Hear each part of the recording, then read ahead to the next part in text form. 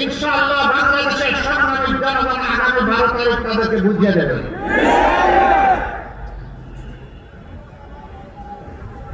এই দেশের নতুন একটা পেশা এখন খুব ভালো চলতেছে। এই পেশার নাম কি আপনারা বলতে পারবেন? কি নাম? চাঁদাবাজ।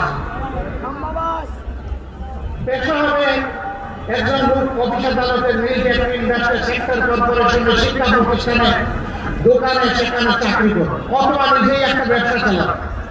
পেশা হবে আমার কৃষক, তার যন্ত্রপাতি নিয়ে মাঠে চলে যাবে, সেখানে ধান ফলাবে, সেখানে ফল বীজ লাগাবে, সেখানে গাছ লাগাবে।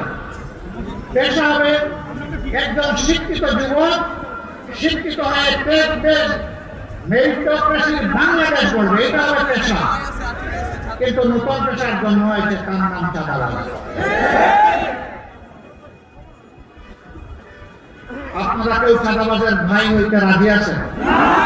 পিতা হতে রাজি আছেন? সন্তান হতে রাজি আছেন?